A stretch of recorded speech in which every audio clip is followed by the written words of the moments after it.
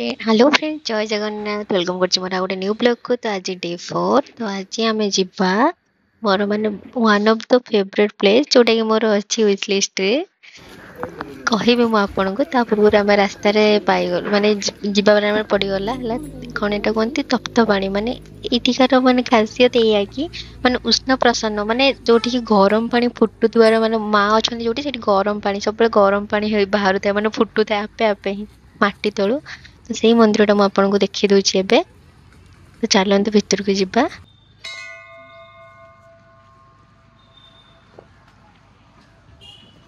ଓ ପଳେଇଲେଣି ଆସେ ଜଲ୍ଦି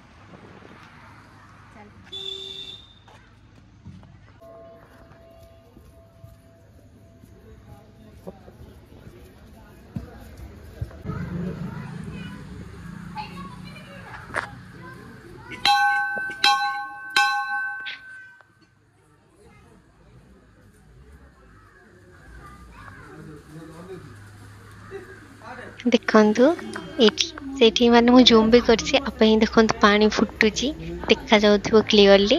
ତ ସେଠି ଗୋଟେ ମାଙ୍କର ଚମତ୍କାର ହିଁ ଆପେ ହିଁ ମାନେ ଭୂଇଁରୁ ହିଁ ସେଠି ଗରମ ପାଣି ସବୁବେଳେ ବାହାରେ ସବୁବେଳେ ଏମିତି ହିଁ ଥାଏ। ଦେଖନ୍ତୁ ବହୁତ ସୁନ୍ଦର ହେଇଛି ଏଠି ବି ମାନେ ଆପଣ ଯଦି କେବେ ବ୍ରହ୍ମପୁର ଆସିବେ ଯାଉଥିବେ ମହେନ୍ଦ୍ରଗିରି ଯିବା ଟାଇମରେ ଏଇ ମନ୍ଦିରଟି ପଡିବ ତ ସେଠି କୁଆଡେ ଭିଜିଟ ଯାଉଛ? କରିକି ହିଁ ଯିବେ। ତ ମୋର ଯୋଉଟା one of the best place ମୁଁ ଯୋଉ କହୁଥିଲି ଟ୍ୟୁବର ମୁଁ ପାଣି ସେଟା ହେଲା ମାରୁଛି କିରେ ମହେନ୍ଦ୍ରଗିରି। ତ ମୁଁ ତାର ମାନେ କହିପାରିବିନି ଆପଣଙ୍କୁ କଣ ମୁଁ ମେହସୁସ କଲି। ତ ଚାଲନ୍ତୁ ଆଗକୁ ଦେଖ ଦେଖିଲେ ତ ହିଁ ପୁରା ମସ୍ତ ଜାଣିପାରିବେ। ବାଲା ହେଇଛି ଭିଉ। ବେଗୁ ଯୋଉ ଇନା ଭିଡିଓଟା ଷ୍ଟାର୍ଟ ହେଲା ତ ଏଠୁ ଆମେ ଏବେ ବାହାରି ଗଲୁ ମହେନ୍ଦ୍ରଗିରି ପାଇଁ। ତ ମାନେ ଯିବା ଟାଇମରେ ରାସ୍ତା ସାରା ଏତେ ଭଲ ଭିଉ ରାସ୍ତା ସାରା କିନ୍ତୁ ୱେଦର ବହୁତ ହିଁ ଖରାପ ଥିଲା ଦେଖିପାରୁଥିବେ। 2 ଦିନ ତ ସାଥ ଦେଇଦେଲା କିନ୍ତୁ 4 ଦିନ ମାନେ 3 ଦିନ ବି ଚଳିବ ବଟ୍ ଆଜି ଟିକେ ବହୁତ ହିଁ ଖରାପ ଅଛି। ବଟ୍ ତଥାପି ଦେଖନ୍ତୁ ଯଦି ଟିକେ ସୂର୍ଯ୍ୟ କିରଣ ପଡିଥାନ୍ତା ତାହେଲେ ଆହୁରି ହିଁ ବହୁତ ସୁନ୍ଦର ହେଇଥାନ୍ତା ଜାଗାଟା ବହୁତ ହିଁ ସୁନ୍ଦର। ତ ଦେଖନ୍ତୁ ସବୁଆଡେ ପାହାଡ ମହେନ୍ଦ୍ରଗିରିଟା ହିଁ ପୁରା ହିଲ୍ ଷ୍ଟପ୍ ମାନେ ସେକେଣ୍ଡ ହାଇଏଷ୍ଟ। ଫାଷ୍ଟ ତ ଆମର ଅଛି କୋରାପୁଟର ଯୋଉ ଦେଓମାଳି ସେକେଣ୍ଡ ହାଇଏଷ୍ଟ ହେଲା ମହେନ୍ଦ୍ରଗିରି। ତ ମାନେ ୱାନ୍ ଅଫ ମାଇ ୱିଶ ଲିଷ୍ଟରେ ଥିଲା ବାଲା ଟାଇପର ଯୋଉ ଗୋଟେ ଆମର କୁହନ୍ତିନି ଏଇଠୁ ଷ୍ଟାର୍ଟ ହେଇଗଲା ମହେନ୍ଦ୍ରଗିରି ପାଇଁ। ତ ଏଠି ଆପଣ ପ୍ଲାଷ୍ଟିକ ବୋଟଲ ଯଦି କିଛି ୟୁଜ ନେଇଥିବେ ତାହେଲେ ସେଟା ଉପରକୁ ନେଇକି ଯାଇପାରିବେନି। ସେଇଟା ଗୋଟେ ଇନଫର୍ମେସନ ମୁଁ ଆପଣଙ୍କୁ ଦେଇଥିଲି ଆଉ ତା ସହିତ ବହୁତ ସାରା ଇନଫର୍ମେସନ ମୁଁ ଯୋଉଟା ଆପଣଙ୍କୁ ସେୟାର କରିବି। ତ ପୁରା ଫିଟ୍ ହେଇକି ଆସିବା ପାଇଁ ପଡିବ କାରଣ ଟ୍ରାକିଂ କରିବା ପାଇଁ ଅଛି ଆଗକୁ ବହୁତ କିଛି କରିବା ପାଇଁ ଅଛି। ତ ସେଇ ଅନୁସାରେ ଆପଣଙ୍କର ମାନେ ସବୁ ଜିନିଷ ମାନେ ପାଣି ବୋଟଲ ଆଣିପାରିବେ କିନ୍ତୁ ଉପରକୁ ମାନେ ପ୍ଲାଷ୍ଟିକ ବାଲା ହେଲେ ତାଙ୍କୁ ଫାଇନ ଦେବା ପାଇଁ ପଡିବ। ସେଇଠି ଆମେ ଗୋଟେ ଜାଗାରେ ମାନେ ରହିକି ଦେଖଉଛି ମୁଁ ଆପଣଙ୍କ ଭିଉ ଟା କି ଆମେ କୋଉଠୁ ଆସିଲୁଣି ପୁରା ମାନେ ଘାଟି ରାସ୍ତା। ଦେଖନ୍ତୁ ମୁଁ ଜୁମ୍ କରିକି ଆମେ ସେଠୁ ଥିଲୁ ଏତିକି ଉପରକୁ ଆମେ ଆସି ସାରିଲୁଣି ମାନେ ଚାରି ସାଇଡରେ ପୁରା ପାହାଡ ବହୁତ ହିଁ ସୁନ୍ଦର ଥିଲା କିନ୍ତୁ ବହୁତ ଥଣ୍ଡା ଥିଲା। ଯେତିକି ଉପରକୁ ଉପରକୁ ଯିବେ ବହୁତ ହିଁ ଶୀତ ଅଲଗା ପ୍ରକାର ଶୀତ ପଡୁଥିଲା ପୁରା। ଗୋଟେ ଆଡଭେଞ୍ଚର ବାଲା ଟ୍ରିପ ରହିବ ଆପଣଙ୍କର ପୁରା ୟାଦଗାର। ମତେ ତ ବହୁତ ହିଁ ଭଲ ଲାଗିଲା ବହୁତ ଭଲ। ତ ବ୍ରହ୍ମପୁର ଆସିଲେ ଏଇଟା ବି ଆପଣଙ୍କୁ ୱିଶ ଲିଷ୍ଟରେ ରଖିଦେବେ ଦେଖିବା ପାଇଁ। ମୁଁ ଟିକେ ମୋର ଫଟୋ ସୁଟ କରିଥିଲି ଏତେ ସୁନ୍ଦର ୱେଦର ହେଇଥିଲା ବେଷ୍ଟ ୱେଦର ହେଇଥିଲା କହିବାକୁ ଗଲେ।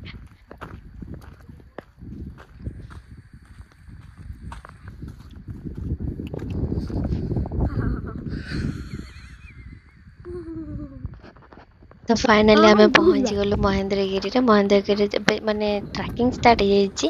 ତ ସେଠି ଆଉ ମନ୍ଦିର ବହୁତ ସାରା ଅଛି ମାନେ ଏଠି ପଞ୍ଚୁ ପାଣ୍ଡବ ସବୁ ମନ୍ଦିର କରିଛନ୍ତି ଜଣେ ଜଣେ। ତ ଏଇଠି ଫାଷ୍ଟ ଏଇଟା ଆକ୍ଚୁଆଲି ମହେନ୍ଦ୍ରଗିରି ପହଞ୍ଚି ଗଲେ ସେଠୁ ଭୀମ ମନ୍ଦିର ଗୋଟେ ଯୋଉଟା କି ହିଲ୍ ଉପରେ ପୁରା ବହୁତ ଉପରେ ସେଇଟା ପାଇଁ ଆପଣଙ୍କୁ ଟ୍ରାକିଂ କରିବା ପାଇଁ ପଡିବ। ତ ତା ପୂର୍ବରୁ ବହୁତ ସାରା ମନ୍ଦିର ଅଛି ତ ସେଇଟା ଚାଲନ୍ତୁ ଦେଖିଦବା ତାପରେ ଯାଇକି।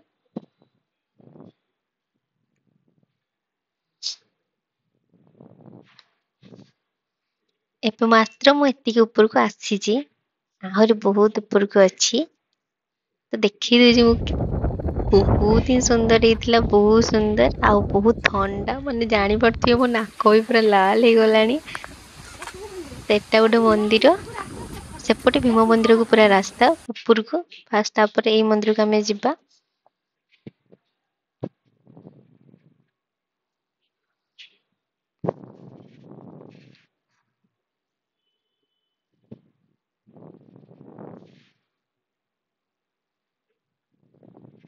ଏଇ ମନ୍ଦିର ଗୁଡାକ ସବୁ ପଞ୍ଚପାଣ୍ଡବ ମାନେ ହିଁ ପ୍ରତିଷ୍ଠା କରିଛନ୍ତି, ମାନେ ନିଜ ହାତରେ। ଏଇଠି ଯୋଉ ସବୁ ଖପରାରେ ସବୁ ଘର ବନା ହେଇଛି, ତାର ଆଉ ଗୋଟେ ଅଛି କି ଯଦି କାହାର ଘର ନଥାଏ, ମାନେ ଘର ସେ ବନେଇ ପାରିନଥାନ୍ତି, ତାହେଲେ ଏଇଠି ଯଦି ଏମିତି ପଥର ଉପରକୁ ଉପରକୁ କରିକି ଯଦି ଘର କରିବେ, ତାହେଲେ ମୁଁ ଶୁଣିତେ ପାଇଲି କି ତାଙ୍କ ସିଓର ଗୋଟେ ଘର ହେଇଯାଉ ବୋଲି। ତ ଆପଣ ମାନେ ବି ଆସିକି ଏଠି ଘର ଚାହୁଁଛନ୍ତି, କାହାର ଘର ହେଇପାରେନି, ତ ଏଠି ଆସିକି ମାନସିକ ରଖିକି ଏମିତି ପତ୍ର ମାନେ ପତ୍ରକୁ ପତ୍ର ରଖିକି ଘର କରିକି ହେଲେ ହୁଏ ବୋଲି ମୁଁ ଶୁଣିଲି। ତ ସେଇଟା ଗୋଟେ ଆପଣଙ୍କୁ ସେୟାର କଲି। କେତେ ସାରା ଦେଖନ୍ତୁ, ସମସ୍ତେ କେତେ ବଡ ବଡ ବନେଇଛନ୍ତି ଘର। ତ ଏଇଠୁ ଷ୍ଟାର୍ଟ ହେଇଗଲା ମୋର ଜର୍ଣ୍ଣି, ମାନେ ଯୋଉଟା କି ବହୁତ ହିଁ କ୍ରିଟିକାଲ, ଭୀମ ମନ୍ଦିରକୁ। ପୁରା ଉଠାଣି, ପୁରା ମାନେ ଟ୍ରାକିଂ, ମାନେ ଆପଣ ଫିଟ୍ ଥିବା ଦରକାର। ଆପଣଙ୍କ ଶ୍ୱାସ ପ୍ରୋବ୍ଲେମ ନଥିବ, ଯେମିତି ଆସ୍ତମା ନଥିବ। ଆସ୍ତମା ଥିଲେ ଯାଆନ୍ତୁନି, ଯଦି ନିଶ୍ୱାସ ନେବାରେ ପ୍ରୋବ୍ଲେମ ହଉଛି ବି ଯାଆନ୍ତୁନି, କାରଣ ଏଇଠି ମୋ ହାଲତ ଦେଖନ୍ତୁ। ମୁଁ ଏଠି କେମିତି ବସିଛି, ମାନେ ମୋର ବ୍ୟାଟେରୀ ପୁରା ଡାଉନ। ଯୋଉ ଏନର୍ଜିରେ ଥିଲି, ଏବେ ଦେଖନ୍ତୁ ମୋ ଫେସ ରୁ ହିଁ ଜାଣିପାରୁଥିବେ।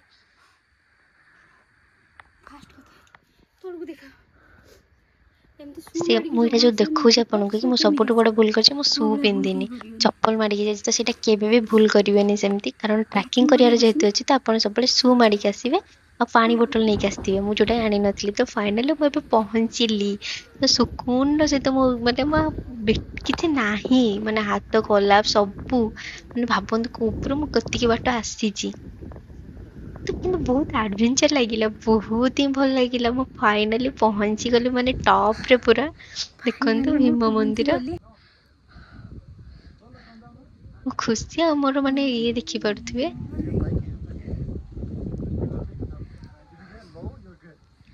ପୁରା ତ ଆହୁରି ଥଣ୍ଡା ପଡୁଥିଲା, ବହୁତ ଥଣ୍ଡା, ମାନେ ବହୁତ। ଯଦି କିଏ ଯାଇଥିବେ କମେଣ୍ଟ କରିବେ, ସେ ହିଁ ଫିଲ୍ କରିପାରିବେ କି ଉପରଟା କେମିତି ଲାଗୁଥିଲା ବୋଲି। ଆଉ ଗୋଟେ ଏଠିକାର, ଆଉ ଗୋଟେ ମୁଁ କହୁଛି, ଏପଟେ ମନ୍ଦିରର ଷ୍ଟାର୍ଟିଂ ରେ ଗୋଟେ ରାସ୍ତା ଅଛି, ଏପଟେ ବାହାରିବାର ରାସ୍ତା ଅଛି। ମୁଁ ତା ପୂର୍ବରୁ ଦେଖି ଦଉଛି ଏଠିକାର ନଜାରା ଟିକେ ଦେଖିଦିଅନ୍ତୁ, ମୁଁ ତାପରେ ସେଟା ଆପଣଙ୍କୁ କହିବି।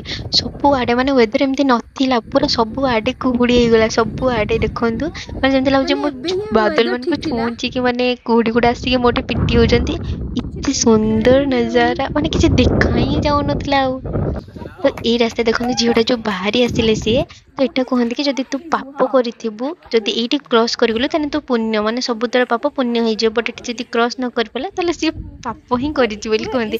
ତ ଇଏ ତ ବାହାରିଗଲେ, କିନ୍ତୁ ମୁଁ ବାହାରି ପାରିଲିନି। ତ ମେ ବି ମୁଁ ପାପ କରିଥିବି ବହୁତ ସାରା। ତ ଏଇଟା ଗୋଟେ ତାର ଟ୍ରିକ୍ ଅଛି। ବହୁତ ଜଣ ଟ୍ରାଏ କରିଥିଲେ, ମୁଁ କିନ୍ତୁ ବହୁତ ଟ୍ରାଏ କଲି, ବହୁତ।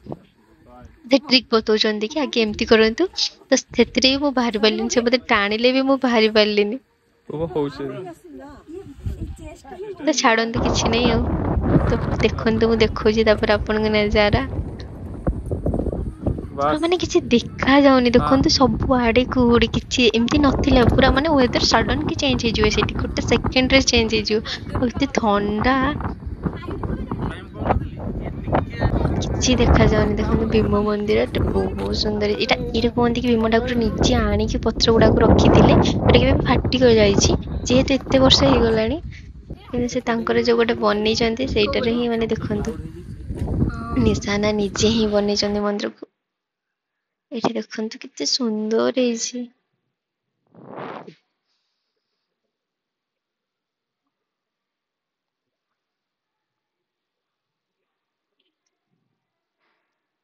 ସେଠି ରାତିରେ ମାନେ ସେମାନେ କ୍ୟାମ୍ପିଂ କରିକି ବି ଥିଲେ। ମାନେ ଭାବନ୍ତୁ, ଏଠି ଏତେ ଉଚ୍ଚାରେ ମାନେ ଆସିକି କ୍ୟାମ୍ପିଂ କରିକି ବି ରହୁଛନ୍ତି ସେମାନେ। ଏବେ ଯାଉଛନ୍ତି, ତ କେତେ ଥଣ୍ଡାରେ ସେମାନେ କେମିତି ଥିବେ। ତ ଏଠି କରୁଛନ୍ତି, କ୍ୟାମ୍ପିଂ ବି କରୁଛନ୍ତି ବହୁତ ଜଣ ଆସିକି। ଟପ ରେ ଅଛି ମୁଁ ଏବେ, ପୁରା ହିଲ୍ ଦେଖନ୍ତୁ। କାଶ ଖାଲି ଟିକେ ମାନେ ୱେଦର ଠିକ ଥାନ୍ତା, ମୁଁ ଦେଖି ପାରୁଥାନ୍ତି। ସବୁଆଡେ ଧୂଆଁ ହେଇଯାଇଛି।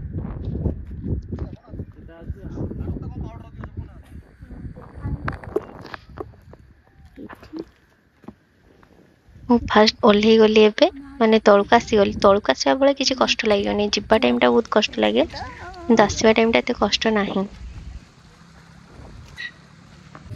ତ ତାପରେ ଆମେ ଲାଷ୍ଟ ଗଲୁ କୁନ୍ତି ମାଙ୍କ ମନ୍ଦିର। ତ କୁନ୍ତି ମାଙ୍କ ମନ୍ଦିର ସରିଲା ପରେ ମହେନ୍ଦ୍ରଗିରି ଶେଷ। ତ ମୋ ଭିଡିଓ ଯଦି ଭଲ ଲାଗିଥିଲା